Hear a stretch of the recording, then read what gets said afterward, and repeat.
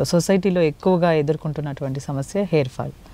అసలు ఈ సమస్య ఎందుకు వస్తుందంటారు? సైంటిఫికల్గా చెప్పాలంటే వీల్ లూజ్ డైలీ 100 hairs, అంటే ఒక 100 hair డెఫినెట్లీ పడతా ఉంటాయి.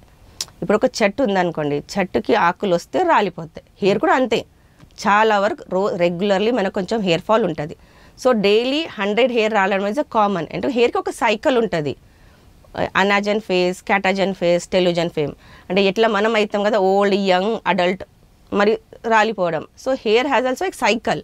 సో సైకిల్లో హెయిర్ లెంత్ అవుతుంది, గ్రో అవుతుంది. ఒక స్టేజ్ రెస్టింగ్ స్టేజ్ అయిన తర్వాత there is a phase where there is a hair fall. ఇప్పుడు 100కి ఎక్కువ పోతున్నాయి మేడం నాకు హెయిర్ ఫాల్ అంటే, we call it is telogen effluvium. Telogen effluvium ఎందుకు వస్తుంది అంటే, మనకు స్ట్రెస్, సరిగ్గా చాలా స్ట్రెస్ ఉంది, సరిగ్గా నిద్రపోతలేము, లాస్ట్ 3 months నుంచి మనం సరిగ్గా ఫుడ్ తీసుకోలేము, ఇట్లాంటి కండిషన్లో, ఆర్ మనకు ఏదో ఫీవర్ రావడం, టైఫాయిడ్ ఫీవర్ అనుకోండి, మలేరియా అనుకోండి. నా ఈ మధ్య కోవిడ్, పోస్ట్ కోవిడ్ కూడా మాకు చాలామంది దిస్ టు బ్రింగ్, మనం చూడండి ఇన్ని హెయిర్ ఫాల్ ఉంది అంటే దట్ ఫీవర్ అంటే that was a shock period for you. So దాని తర్వాత కూడా హెయిర్ ఫాల్ చాలా వరకు వస్తుంది. దానికి మనం టెలోజన్ ఇఫ్లూయమ్ అంటామండి.